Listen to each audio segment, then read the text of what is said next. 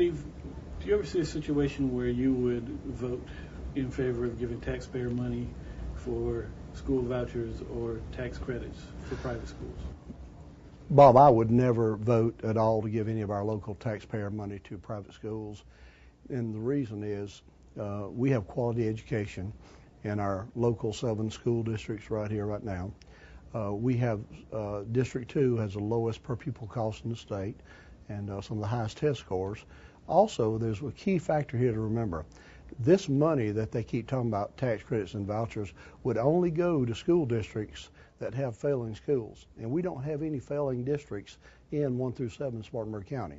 Also, I just think that you can open up a situation where there's, based on what's going on in the House, there's not a lot of accountability right now for some of these vouchers and tax credits. So my answer would be no. No tax dollars to private schools. The governor and your opponent have both proposed school consolidation. Would you ever support that in Spartanburg County? Let me be perfectly clear. I was a founder of the SOLVE group, Save Our Local Voice in Education. Parents, teachers, administrators, students all came together. The information that we gathered showed that the 7 Spartanburg County school districts do a tremendously good job of educating our students. District 2 has the lowest per pupil cost in the state, $6,515. Some of the consolidated school districts like Charleston, Greenville, Horry, Union, Cherokee, they have higher cost, they have lower test scores. So with that thought in mind, I would never favor that. I will never give up local control. We now can have parents call and talk to superintendents, talk to principals.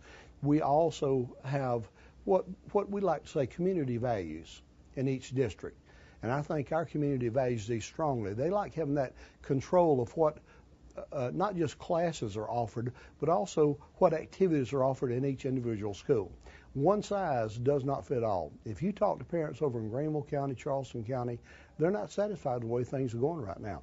Some of the people in Greenville County, especially in your fine arts programs, may spend as much as an hour and a half on a bus being bused in to what they call the special area schools for fine arts. So no, I never see a time where I would support taking away local control from parents, local control that's already cheaper, better test scores, more cost effective. We have a great system here, and we need to let the other districts look at it and improve on what they have by using what we have. There's also a lot of talk about the need to control spending in Columbia. Are spending caps the way to do that? I think we absolutely have to come up with some spending caps. Every family, every business, and I'm a business owner, your business here, every family business owner company has spending caps. And we must control our state growth and state government.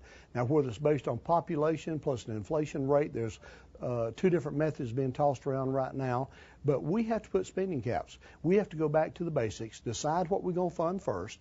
We also, and our governor, I fully support him here, says that we have to pay off debt. You know, in your household, if you have a debt, before you go out and spend money on other items, you pay those off first. So do I support a spending cap? Yes. Is it necessary? Yes. We must also, I would favor, Bob, going back to zero budgeting and starting over each year with each department. If you can't justify why you need the money that you have, how can you justify asking for more money? So yes, I do believe in spending caps.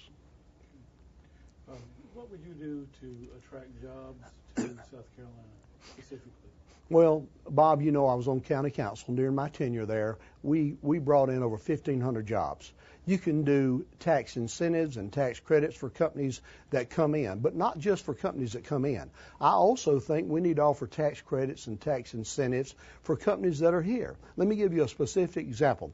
BMW, when it was first initiated many years ago, some people said, oh, we're buying jobs. Well, it's a good thing today based on the textile loss of jobs that we've had that we bought some of those jobs. Now those people are making very good salaries. BMW pays a big tax base to us. They're growing right now again, and let me stress that, again, because they've grown before, added jobs, now they're growing again, going to add some more jobs. But we also have done this with several other companies that come in.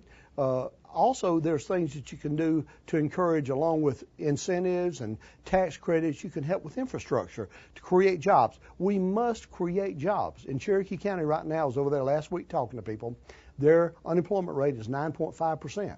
We're lucky here to some degree, but we've got to keep investing, keep encouraging companies to come in. As your representative, South Carolina's got the 12th highest state income tax in the nation. We've got to start doing something to cut this. We've got to lower taxes, be attractive to companies coming in, and create jobs for our families, for our children. And we got to keep improving on education, because companies are coming in looking for qualified people to take these positions.